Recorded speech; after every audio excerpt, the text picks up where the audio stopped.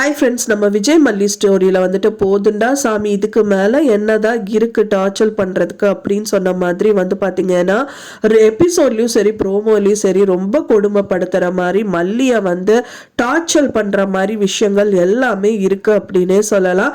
மெயினாக வந்து பார்த்தீங்கன்னா விஜய் சொல்கிறாரு, என்னை விட வந்து மல்லி உன்னை நல்லா பார்த்துப்பாரு எனக்கு அப்படிங்கிற மாதிரி சொல்கிறாரு.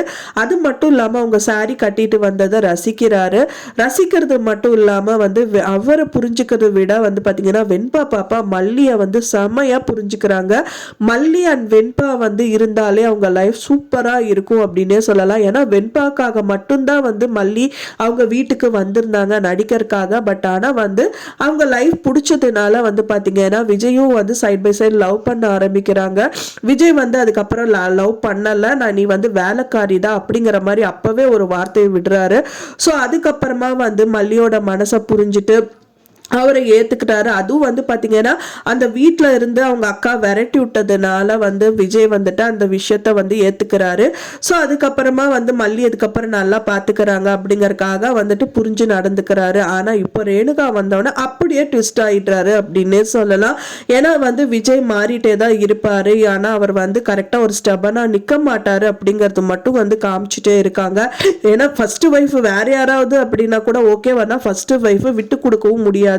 பட் ஆனால் மல்லியை வச்சுட்டு இந்த மாதிரி எல்லாம் பண்றது அப்படிங்கறதெல்லாம் ரொம்பவே வந்து பொறுத்துக்க முடியாத ஒரு விஷயம். அப்பவே மல்லி சொல்றாங்க, நான் இருங்க நம்ம கிளம்பலாம் அப்படின்னு சொல்லும் போது வந்து பாத்தீங்கன்னா இரு வெயிட் பண்ணு, ரேணுகாக்கு நான் சாரி வாங்கிட்டு வரேன், அவளுக்கு கட்டி விடு அப்படிங்கிற மாதிரி வந்து மல்லிகிட்டே கொடுத்து கட்டி விட சொல்றது. அந்த கட்டி விட்டதுக்கு அப்புறம் அவங்கள நிக்க வச்சு ரசிக்கிறதுங்கிற மாதிரி நிறைய விஷயங்கள் வந்து பார்க்கவே சகிக்கல அப்படின்னே சொல்லலாம். ஸோ யாரா இருந்தாலும் வந்து என்னதான் ஃபர்ஸ்ட் ஒய்ஃப் இருந்தாலும் செகண்ட் ஒய்ஃப் வந்து கல்யாணம் பண்ணி இப்போதான் ஏத்துக்கிட்டு அவங்கள வந்து பார்த்தீங்கன்னா அந்த ஹோட்டலில் அவ்வளோதான் வந்து அவங்களே வேண்டான்னு சொன்னாலும் அவங்கள வந்துட்டு ஹக் பண்ணுறது, அண்ட் தென் கிஸ் பண்ணுறது, அண்ட் தென் வந்து பார்த்தீங்கன்னா அவங்கள ரொமான்ஸ் பண்ணுறது அப்படிங்கிற மாதிரி நிறைய விஷயங்கள் விஜய் தான் வந்து மல்லிக்கு பண்ணாரு. ஸோ அப்படி இருக்கும்போது அப்படியே ட்விஸ்ட் பண்ணி ரேணுகா கிட்ட காமிக்கும் போது மல்லி கண்டிப்பாக ஏற்றுக்க முடியுமா? கண்டிப்பாக மனசளவில் கஷ்டப்படதான் செய்வாங்க. ஸோ ப்ரோமோலையும் வந்து பார்த்தீங்க அப்படின்னா அவங்க வீட்டுக்கு கூட்டிட்டு வந்ததுக்கு அப்புறமும் வந்து ரேணுகாக்கு சாப்பாடு ஊட்டி விட்றாங்க. ஒரு குழந்தை மாதிரி தான் அவங்களையும் பார்த்துக்கிறாங்க. பார்த்துக்கிட்டு மட்டும் இல்லாமல் அது வந்து என்னால் முடியாது, எனக்கு அது பிடிக்காதுன்னு சொல்லி அவங்க கூட்டி விடுறாங்க.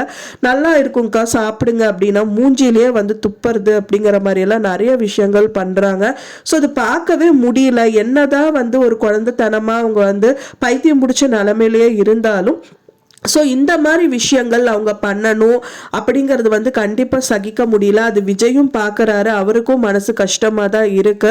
ஸோ என்ன பண்ணுறது அப்படின்னு தான் தெரியல. ஆனால் வந்து நான் சொல்கிற ஒரே ஒரு விஷயம் என்னன்னா, மல்லியை விட்டுட்டு நான் பார்த்துக்கிற மல்லி, நீ இதெல்லாம் நீ அனுபவிக்காத. ஏன்னா நான் தாலி கட்டினா அவள் என்னோட பொண்டாட்டிங்கிறதுனால நான் அனுபவிக்கலாம், உனக்கு இதில் எந்த சம்மந்தமும் இல்லை மல்லி. ஸோ வந்துட்டு பார்த்தீங்கன்னா நான் பார்த்துக்கிறேன், இனிமேல் அவளுக்கு சாப்பாடு ஊட்டி விடுறது, ட்ரெஸ் பண்ணுறது எல்லாமே நான் பார்த்துக்கிறேன். ஸோ நீ வந்து பேசாம இரு, ஏன்னா பண்ண அவ ஏதாவது உனக்கு பண்ணும்போது எனக்கு கஷ்டமா இருக்கும் அப்படின்னு சொல்லிட்டு விஜய் அந்த பொறுப்பெல்லாம் ஏத்துக்கிட்டா ரொம்பவே சந்தோஷமா இருக்கும் இப்ப இருக்கிற சூழ்நிலையில அப்படின்னே சொல்லலாம். ஸோ நீங்க என்ன நினைக்கிறீங்க அப்படின்னு சொல்லிட்டு உங்களோட கருத்துக்களை மறக்காம எனக்கு கமெண்ட்ல ஷேர் பண்ணுங்க. நான் சொன்ன தகவல் உங்களுக்கு பிடிச்சிருந்தா மறக்காம லைக் பண்ணுங்க, ஷேர் பண்ணுங்க, கமெண்ட் பண்ணுங்க, சப்ஸ்கிரைப் பண்ணுங்க. மேலும் இன்னொரு மல்லி சீரியல் அப்டேட்டோட நெக்ஸ்ட் மீட் பண்றேன். தேங்க்ஸ் ஃபார் வாட்சிங் மை டியர் ஃப்ரெண்ட்ஸ். நெக்ஸ்ட் வீடியோல பார்க்கலாம்.